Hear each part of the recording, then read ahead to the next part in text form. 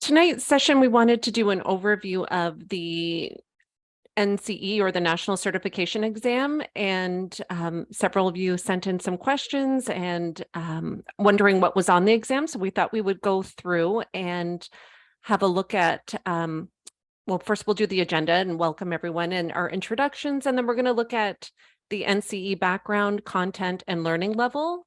That's all involved with the exam, some study tips, have some time for some questions, and then we'll wrap up.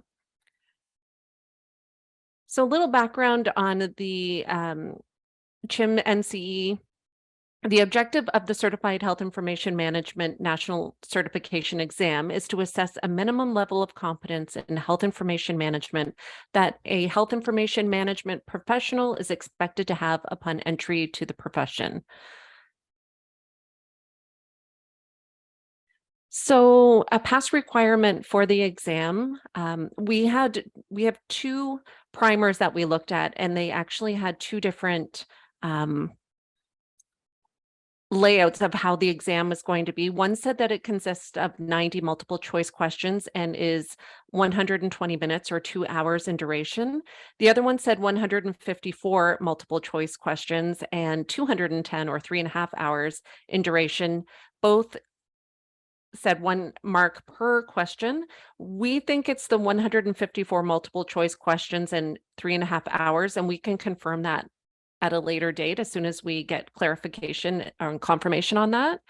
The passing grade is based on the following two requirements: an overall grade of 60% or higher, and a 50% grade or higher in all practice areas. Each person is allowed 3 separate attempts to pass the certification exam. It's the same cost each time, and you have to complete the entire exam in its entirety each time you write it. However, CHA Learning graduates have the highest pass rate in Canada, with 85% of students passing on the first attempt. And the areas our graduates and others tend to have the most trouble with from the NCE results are the top one, biomedical sciences, followed by health information analysis, information systems, and technology third.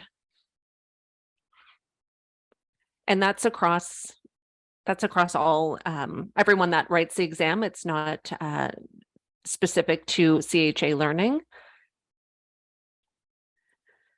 So what can you bring to the exam? So when you come in, you are able to bring a battery-operated, non-programmable, non-scientific calculator, so just your basic calculator, pencil or pencils, and some scrap paper in case you want to jot down some questions, or sometimes write down the answers and then, cross out the ones that you don't think are correct. Any way that helps you write the exam, or any sort of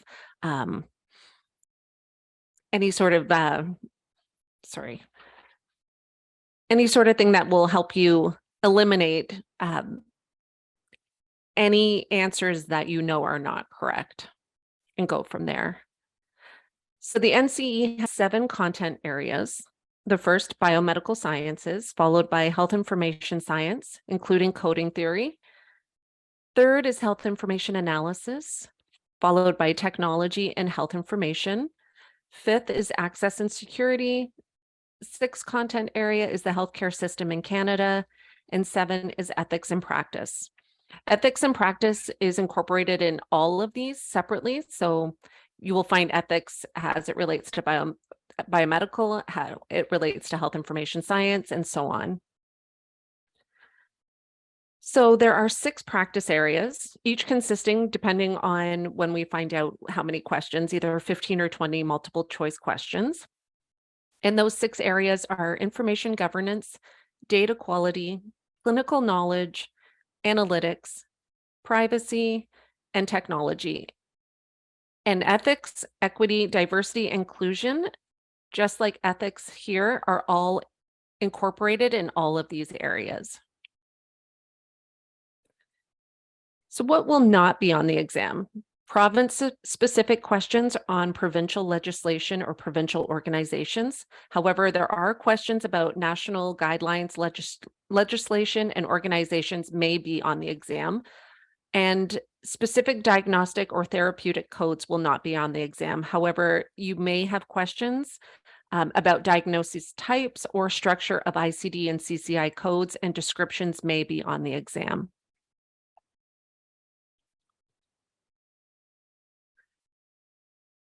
So if you go and look at the primer, and you can go on CHIMA's website to look at and download the primer, it does break it down by the different types of questions. So you can find questions for knowledge, understand, apply. Here's the definition, and here's some keywords you'll find in there when you're looking. Apply, for example, calculate, change, choose, compute, construct, all of these keywords, and then we break it down. It breaks it down further to analyze, evaluate, and create. These are the learning levels associated with the exam. And then for the multiple choice, they break it down for you as well into parts. So you've got the stem, the distractor, and the key. So the stem, the definition, asks a question, poses a problem, or presents an incomplete sentence. And there's an example of team building and working in teams provide high performance, increased morale, and personal empowerment while meeting the organization's goals. A functioning team exhibits various characteristics, including, goes on to their distractor. There are 3 plausible options, yet not the most correct or appropriate responses or completions, and then key, the best or most appropriate of the available option.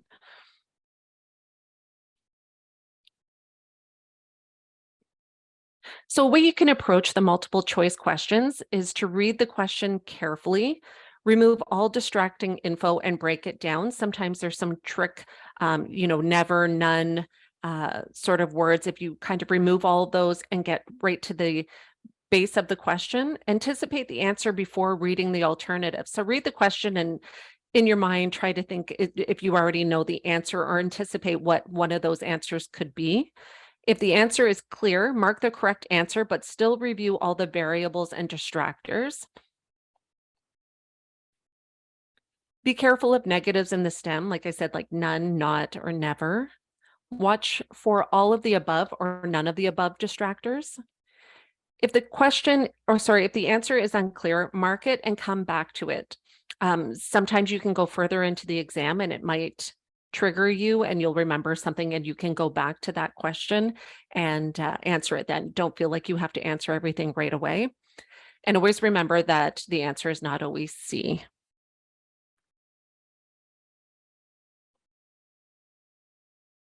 So under information governance, and what should I focus on? So information lifecycle, healthcare policy and procedures, records and documentation management, policies and procedures, equity, diversity, and inclusion concepts, principles, frameworks, and ethical considerations in healthcare settings. And we've included a couple of questions, sample questions that would fall under information governance. Jess or Megan, how did we want to just have people raise their hands or unmute and or have a poll or something that we could do for answering what they think might be the answer to the questions? Do you have the questions and the answers on separate slides, Jillian? I do know the answers. I have the questions here. Yeah. Yeah, why don't we use the chat? That might be the simplest because we haven't set up the poll. So if we want to use that as an activity, then why don't people answer in the chat what they think the correct answer is? Sure. And before we go on to the questions, does anyone have any questions so far about any of the background or about the questions or how the multiple choice questions? I have a question to ask. Sure. Yes, Safina here. I have a question. Will you describe or give us the name of the primer, the books, like which one we should focus on for study? Of the books? Yeah, the book. Or do you mean the primer that you can read? Primer, read, yeah, the primer or the which fundamental or which book we should read for more for exam. Yeah, so there's the primer on the CHIMA website that you can download. It's free. Yeah. And then, oh, sorry, go ahead. Yeah, beside that, any book we should read any book we should buy from CHA Learning, or we can just read our own book, fundamental book? Yeah, you would read your own textbooks from the courses. Yeah. Yeah. And we'll get into a little bit more about that with some study tips at the end as well. Okay, thank you. Okay, Okay. you're welcome. Okay, so the first question that may be a question on the exam: rules and principles determined by legislative bodies constitute which type of law? A, administrative law, B, case law, C, common law, or D, statutory law?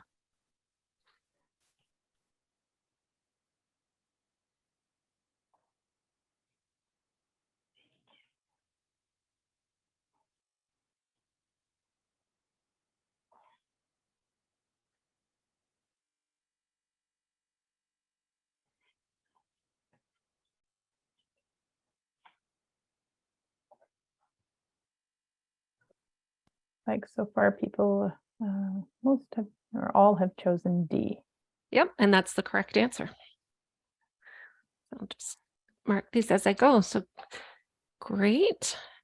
Here's another sample question for governance. A hospital's mission statement describes the organization's fundamental principles, ideal future, legal and licensing requirements, or purpose and customers.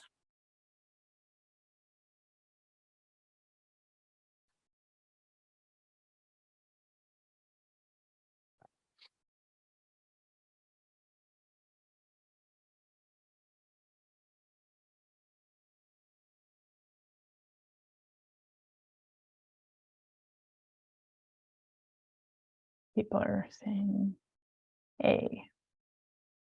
Which is actually, it's D, purpose and customers.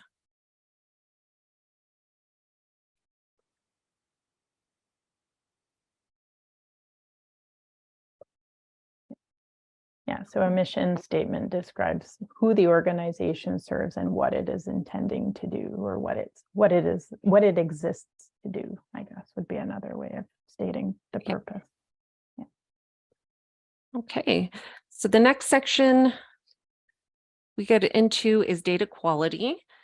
And you can focus on data collection and preparation policies and processes, data quality and conformance policies and processes, data standards, policies and processes.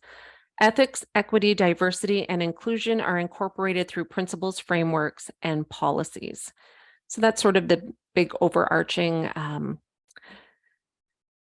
information that you would focus on. And some sample questions here include reviewing a paper-based health record to ensure that all entries are documented in ink is an example of concurrent analysis, legal analysis, qualitative analysis, or quantitative analysis.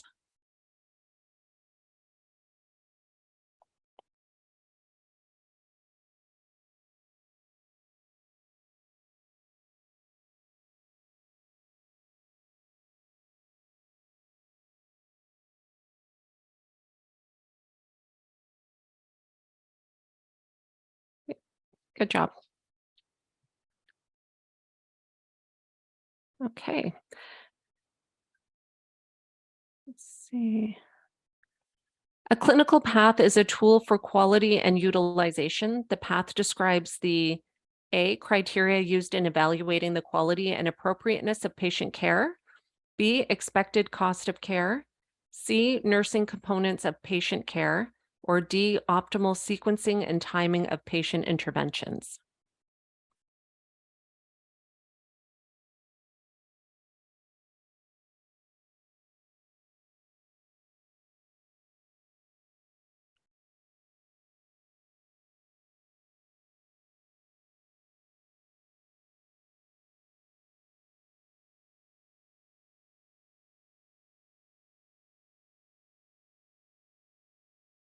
So this one is actually D. Optimal sequencing and timing of patient care interventions.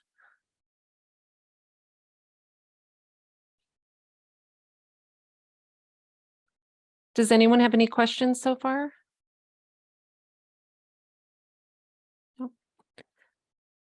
Okay, the next, clinical knowledge. So this is our biomeds, anatomy and physiology, pathophysiology, and medical terminology. So we'll do some sample questions here. Which of the following is one of the major approaches to psychology? A, New Age movement, B, psychiatry, C, psychoanalysis, or D, structuralism?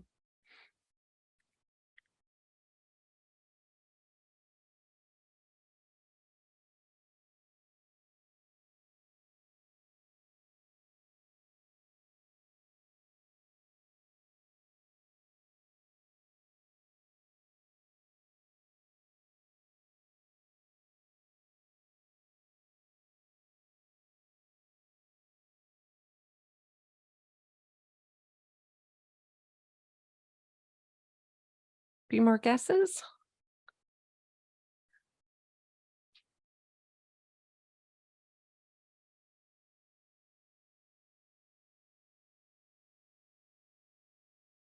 Yes, it is C, psychoanalysis.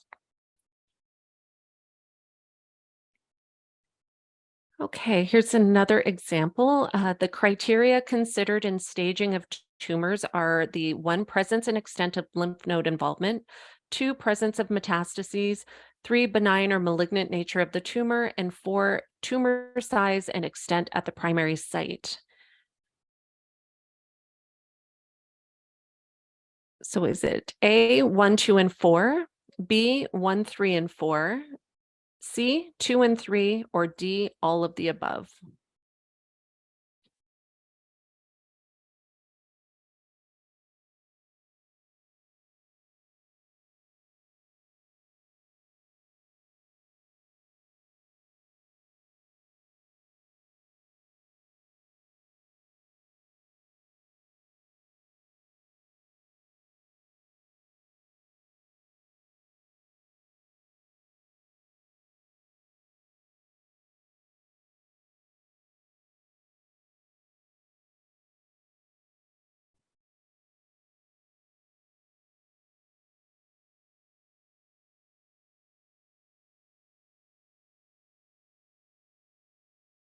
Okay, for those that answered A, you are correct. It's 1, 2, and 4.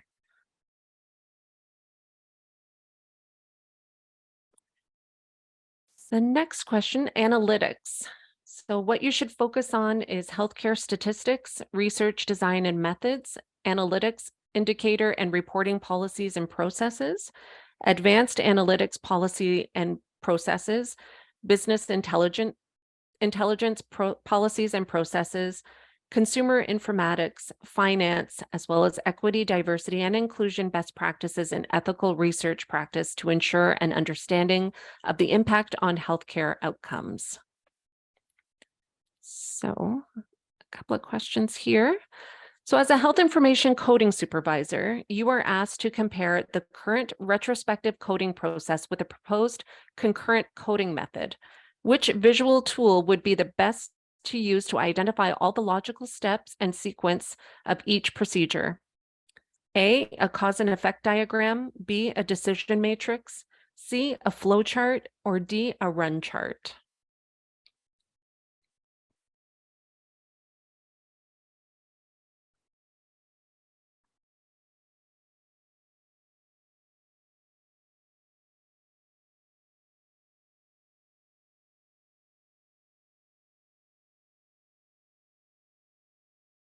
Yep, it is C. It is oh, there we go. A matrix. Oh, sorry, it's B, a matrix. C, sorry, it's a flow chart. I have the wrong here. It is a flow chart. Okay, next question. In computing the maternal death rate, the ratio is that of maternal deaths to all A, births, B, deliveries, C, live births, or D, obstetrical discharges.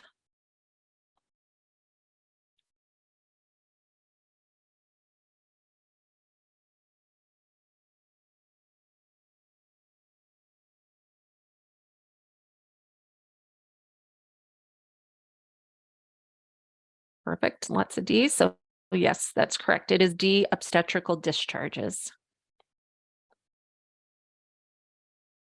Next question or next part is around privacy. So you will focus on privacy policies and processes, security policies and processes, internal access policies and processes, external data sharing and access policies and processes, critical issues and topics addressed by ethics and the law.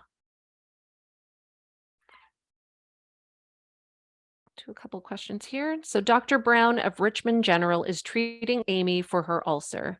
She was in TLC General Hospital a year ago.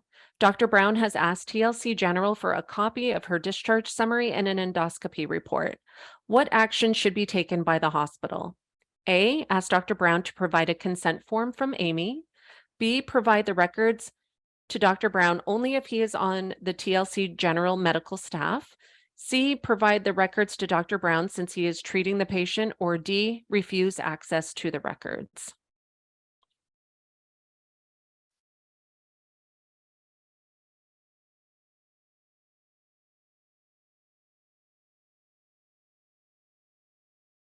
Perfect. C is correct. You would provide the records to Dr. Brown since he is treating the patient. He's in that circle of care. And another example of an advanced directive is A or N, acknowledgement of having received a patient's rights information. B, consent to release information. C, consent to undergo treatment, or D, a living will.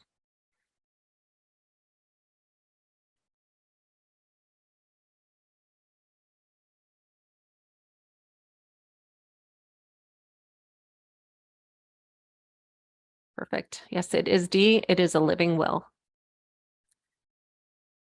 And the sixth area is technology, where you will focus on technology system policies and processes, health information exchange, and ethical concepts and equity, diversity, and inclusion in terminology standards in this practice area ensure the incorporation and consideration within policies at all levels during the system's development lifecycle. So we'll do a couple of sample questions here for technology. All of the following are components of an information system except A, data warehouses, B, hardware, C, people, or D, software.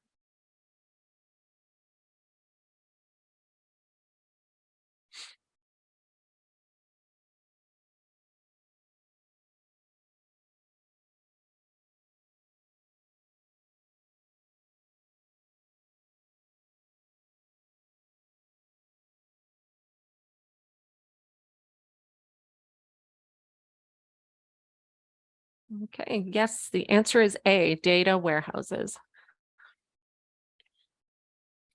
And the last sample question that we have. So a healthcare organization's emergency department continues to report that their system is down 25% of the time. Operations staff have logged computer and application downtime every day for a month and found the system downtime was less than 1%. Local information system staff visited the ED periodically throughout the day and found users successfully using the system on every visit. Which of the following should the CIO do to resolve the issue? A, meet with key users in the ED to hear specific complaints firsthand.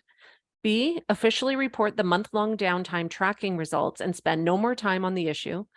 C, put a problem log on the unit, asking ED staff to log details of each downtime experience.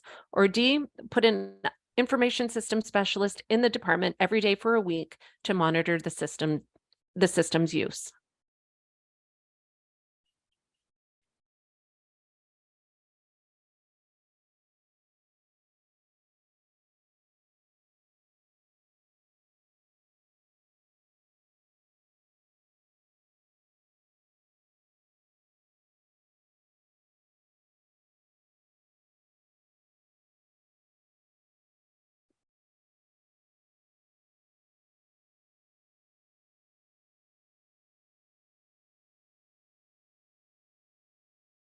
So this one is actually A, meet with the key users in the ED to hear specific complaints firsthand.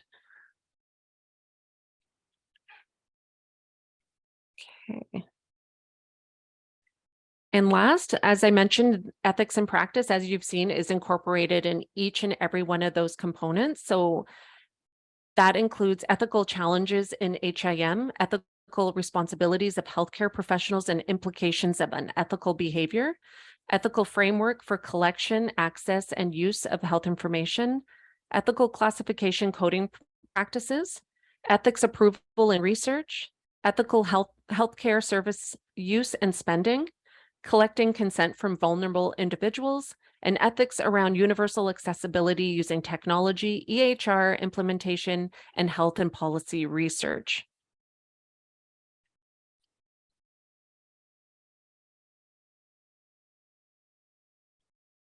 Just a quick overview, ethics, equity, diversity, and inclusion topics have been incorporated across all practice areas rather than created a separate practice area.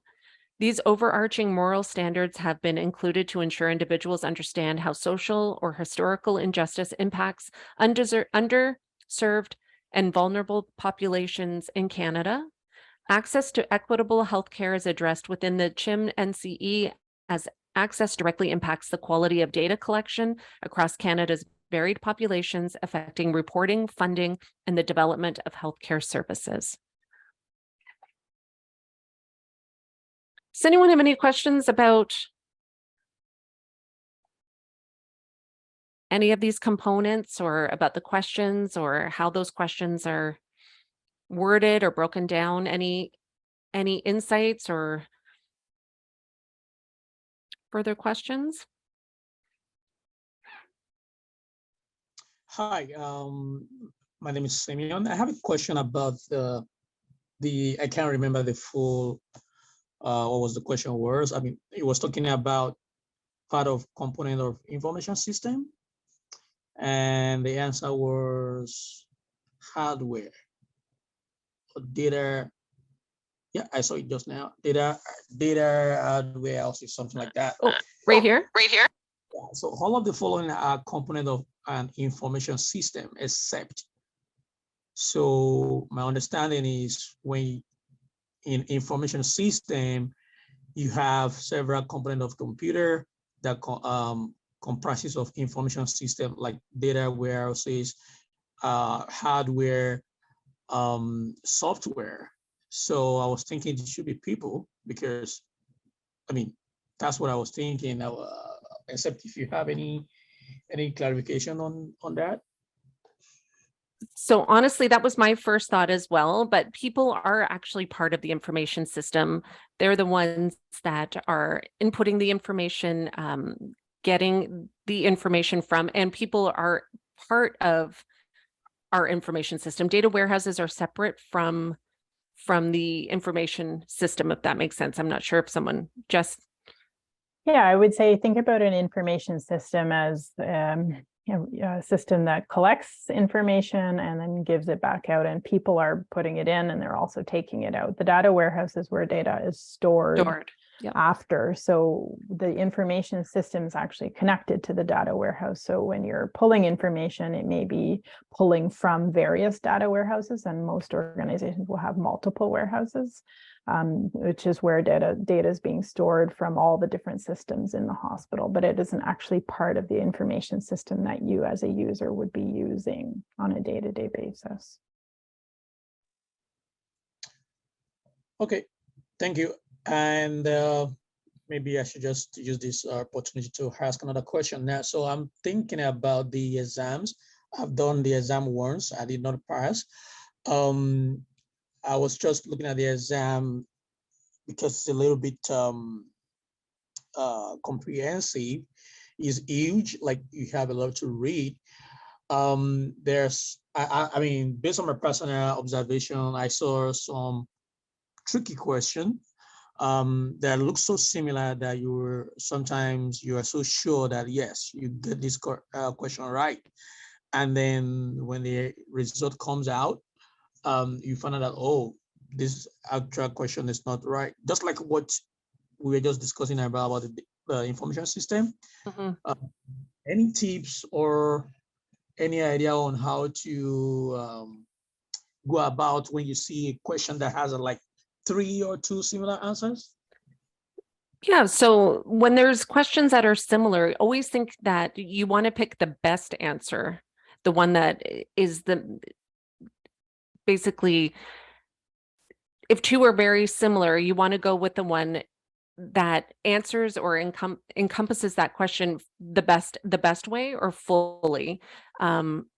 Just do process of elimination, the ones that you know are for sure not the answer. And if you're down to two, you're going to pick the best answer, not one that is sometimes right or could be, but the best answer, if that makes any sense.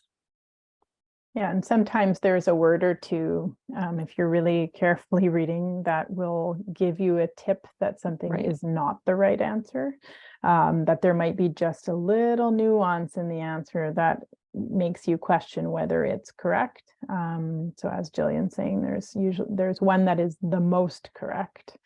And it isn't best practice to write questions that are overly tricky or confusing, but unfortunately sometimes they do make their way in. So yeah, look for words that might tip you off that I'm not so sure, maybe there's something wrong with this answer. It sounds really right, but there's something about it that doesn't seem right. And just which one ultimately feels like the closest to the right answer. Right. For example, if something says this always happens and you see always, and well, it doesn't always, usually or most of the time, but it's not always. There's just those sort of little tricky words that, like Jess said, are snuck in there that maybe trip you up a little bit. Mm-hmm.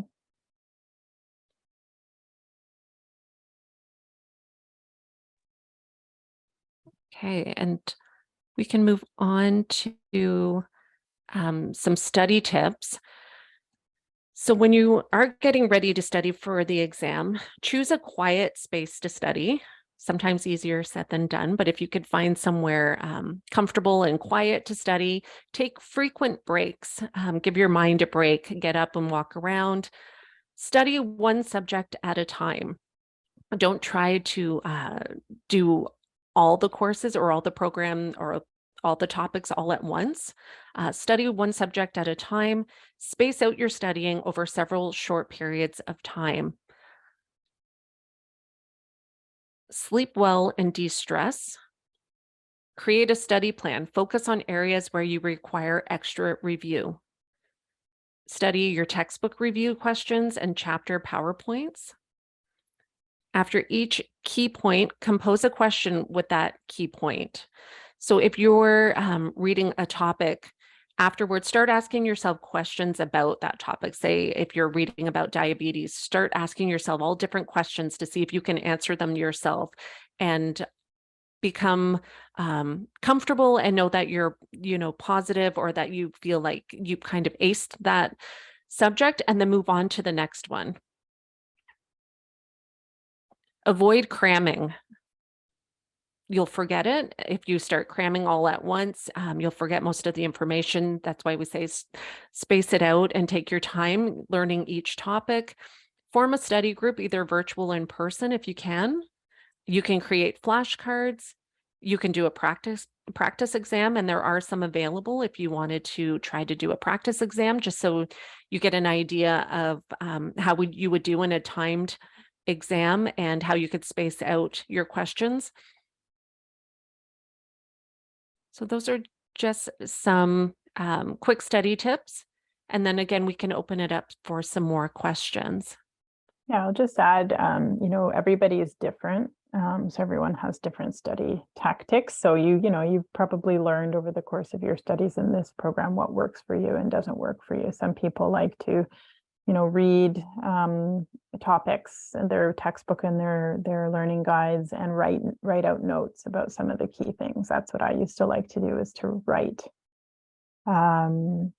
notes. And for me, writing things down really helped. For other people, it's teaching another person. So if you have a spouse or a sibling or a child at home that can help you with your studying, you can talk to them about topics and teach them about topics, and that can be really useful for people. And some people just do well with reading and memorizing. So some of the subject areas that students struggle the most with seem to be the areas where you really need to do a little more memorizing. So, you know, the biomedical sciences, for sure you need to understand, but there's also memorization. Healthcare in Canada is another topic that students tend to struggle with. It's also a lot of memorizing of dates and history and things like that. So pay special attention to some of the topics that require more memorization. You might use different tactics for those, like flashcards, for example. And there's tools online you can use where people have created, you know, biomedical science flashcard activities. Just be very careful when you use those that it's coming from a reputable source. Sometimes it's other students creating them, and there's no guarantee that the answers are correct. So if you're using Kahoots and Flash, you know, other kinds of flashcard sites, just be careful that they've been created by schools or teachers, and not necessarily just by members of the public or other students, just because you need to be careful that you're not being provided the wrong answers. Those are a few more tips. I'd also suggest you schedule study days. So depending on, you know, if you're trying to cram and rush, you know, and study in a month or two, that's one thing that can be really challenging. But taking a whole year can be challenging, because then you take a big break from your studies and things can become unfamiliar. So I'd say that, you know, strike a balance between trying to rush into your certification and taking too long to the point where you start to forget. So, you know, probably 4 months, 5 months is a good amount of time to study, and you can continue kind of in a routine once you've graduated of a day or two a week where you're studying, keeping up your knowledge until you feel comfortable. And again, everybody's a little bit different, but those are some of the things that I found useful way back when I wrote mine as well. So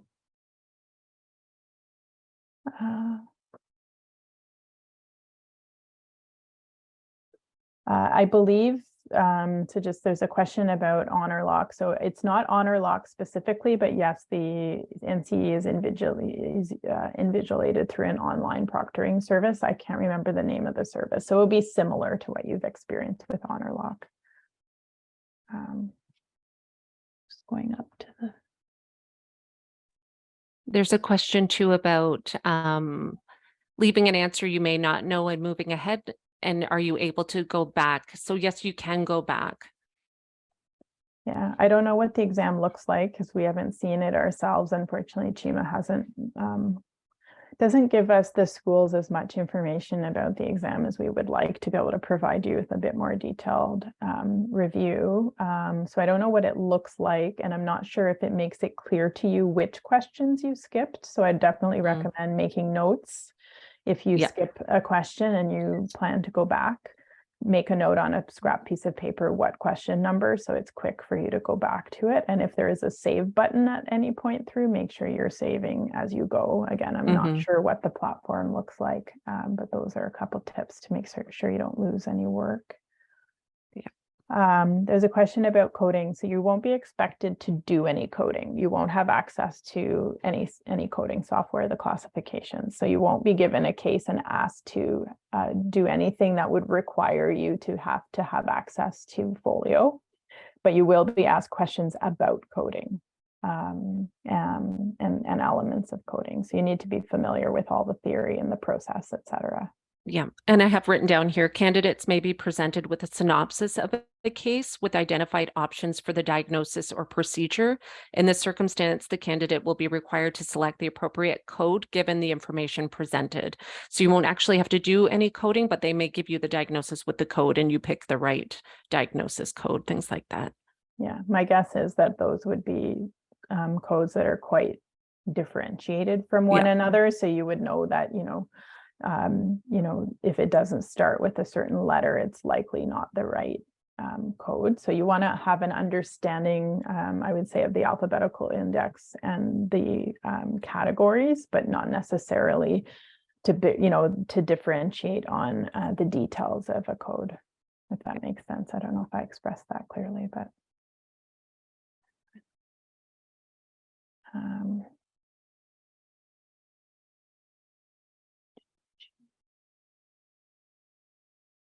Nikita, you said you can skip the question and come back.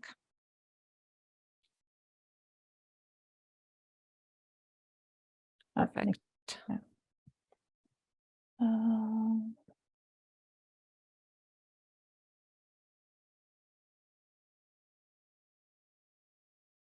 Megan, do you want to answer about where Eileen would find the learning guides and things once she's graduated? Yeah, so learning guides are available in the graduation module of the program hub. If you graduated, you may have been removed from it. So if you'd like access again, I can re-enroll you in it, Eileen. So if you want to just send me an email, I'm happy to do that for you. I hope that answers your question. I'm not sure about the practice exercises or anything. Yeah, it looks like Jane might need access to the learning guides too. So Jane, you can reach out to Megan. The textbooks are definitely, like anything that is in your textbooks is testable. The textbooks that we use in the program are, considered testable material on the NCE. The primer that we're talking about is not so much it is a helpful guide for studying. So some of the types of example questions Jillian was using are in the primer. So definitely recommend that you get it. It's free and look at it. So it'll help to guide your studies, but it's not necessarily for studying content. So your learning guides and your textbooks are the key resources that you're and reading. So some of the readings that you would have used as well, potentially, but mostly it's textbooks and learning guide material. The primer does give you a little more. I just gave you the, is this the right one here? Yeah, I just gave you basically competency was like information lifecycle, healthcare policy and procedures, but the primer does go into more, goes a little deeper and tells you that to look things like relationship between data governance, information governance, and HIM lifecycle. Let's see, information lifecycle management, typical information roles involved in the lifecycle. And there's some examples like list and describe the steps of the information lifecycle, what occurs during each. So these are really great when you're studying to ask yourself these questions and maybe look within your textbook and your PowerPoint, your questions and actually write these out. And they're great to guide you while you're studying. Mm-hmm. There's some more. Some of the terminology. No, I was going to say that's a great example of where flashcards are helpful, where there are similar terms with definitions. So you can have somebody help test you with flashcards, right? Or even create a multiple choice questions for yourself on similar terms. Creating questions, believe it or not, is actually a really good way to study because it helps to kind of solidify the knowledge. And it looks like somebody's recommended the study guide for the fundamentals. That's not something we sell. That's something you need to buy directly through CCHIM. And so it's basically a study guide that includes multiple choice and short answer questions for everything that's in the fundamentals textbook. So definitely a good study tool.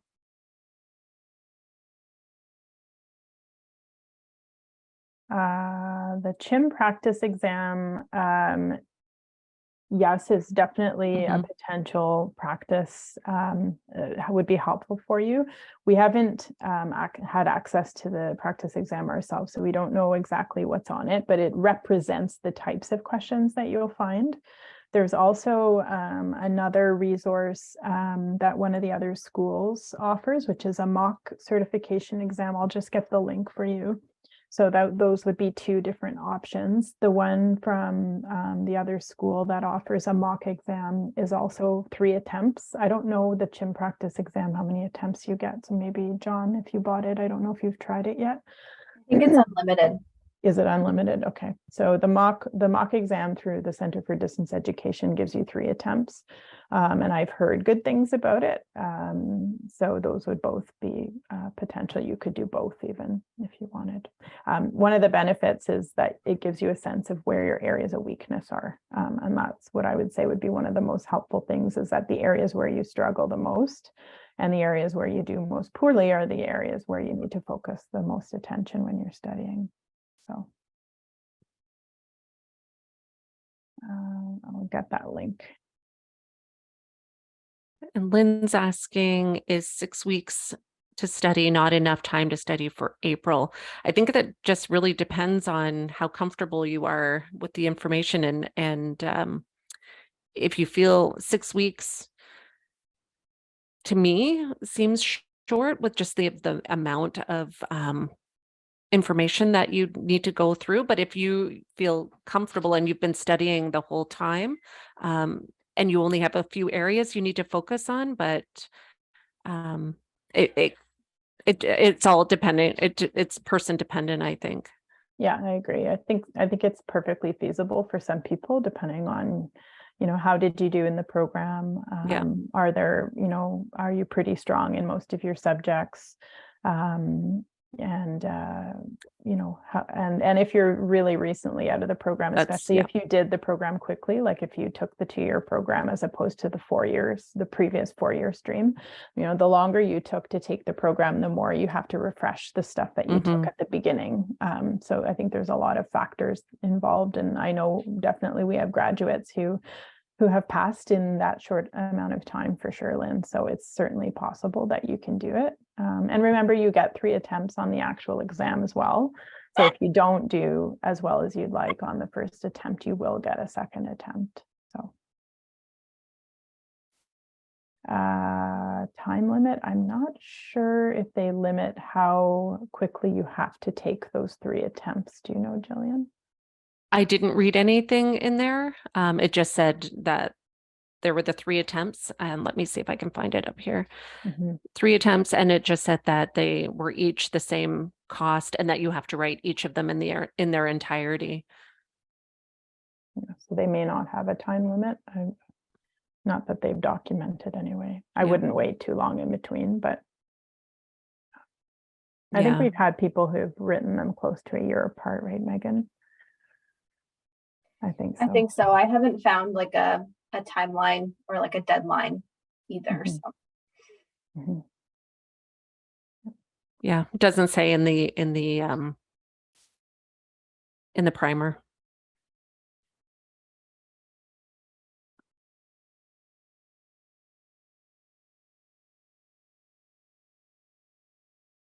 Okay.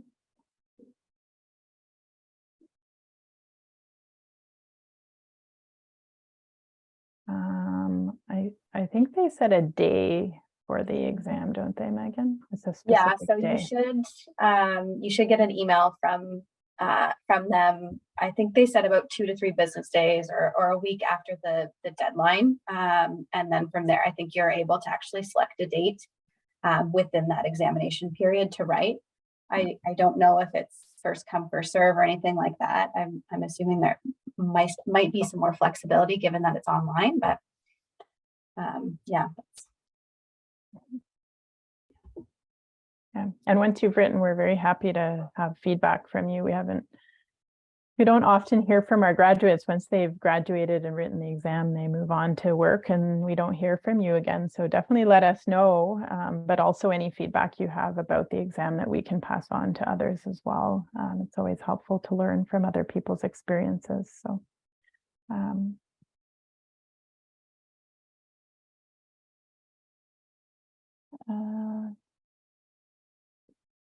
So yes, I think you can write from anywhere. I don't know who Dee is, but I think you can write from anywhere because you'll be invigilated. So at home is fine. You just can't be in a place with people all around you. So there are certain guidelines, like with your honor lock, where you need to be in a quiet sort of private space. I'm not sure.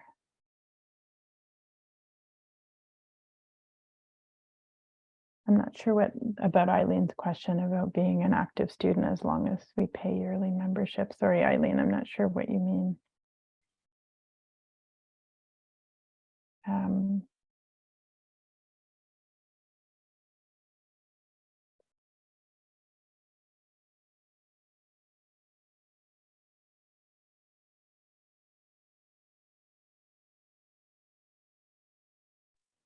It does say here that the exam, if you do write 3 times and do not pass, if you fail all 3 attempts, a further review will be conducted.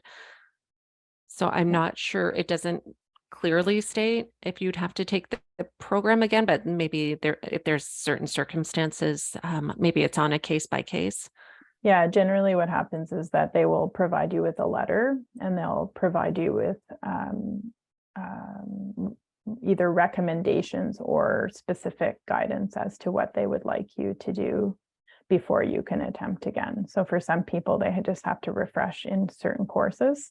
And for some people, they have to not so much take an entire program again. They need to go and take a refresher, which when that happens, and it happens very rarely, so not to scare you all, as we said, 85% of our students pass on the first attempt. So, and it's even higher for the second and third attempt. So there's not very many people who come away with 3 attempts and don't pass. But on rare occasions where that does happen, we have helped students by, working with them, looking at their results, because they do provide you with your grades in each of the categories. And then we would work with people to just look at the areas where they struggled the most and help them to just refresh their knowledge in those areas or provide guidance. So depending on the areas, we can provide different recommendations. But again, it does not happen very often.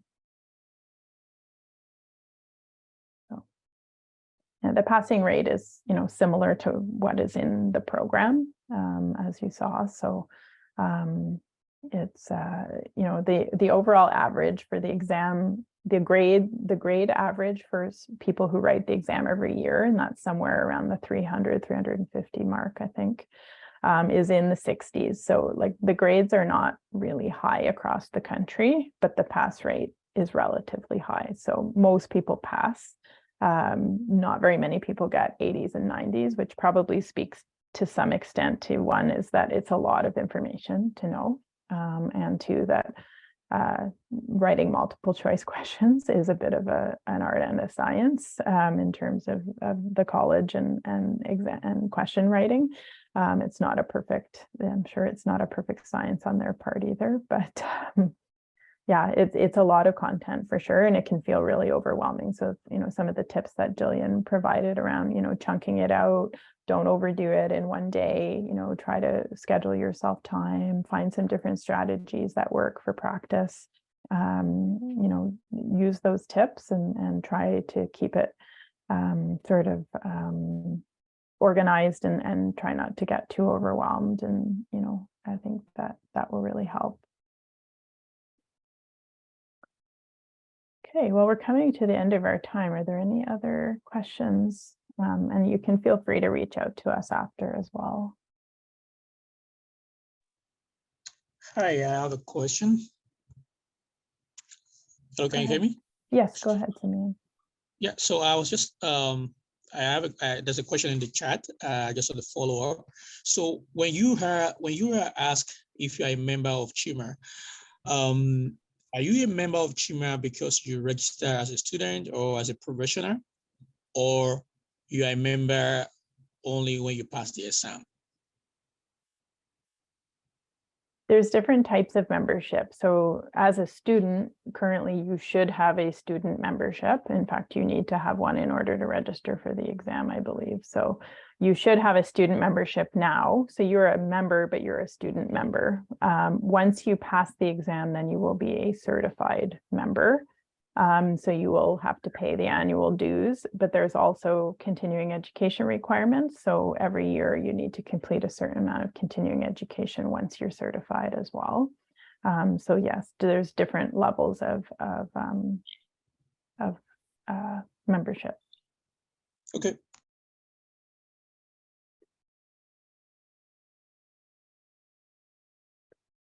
Any other final thoughts, Jillian? Or Sheila here is asking, are the course quizzes we use for studying helpful for the exam? I would say they are very much. Mm-hmm. Yeah, they're more helpful than your assignments probably in some ways, because they're similar to the kinds of questions you're going to get on the exam. So. Okay, anything else, Megan, that you want to share? No, just best of luck studying, and I can leave my email in the chat again if you have any other questions or any feedback to share after you've written the exam. We'd love to hear from you. So keep in touch and good luck. Yeah, best of luck, everybody. We love to hear about our graduates that go on and pass their exams. So please do keep in touch for sure. Yeah, go for it, Roger. Okay. Thanks for joining us, everybody. Thank you.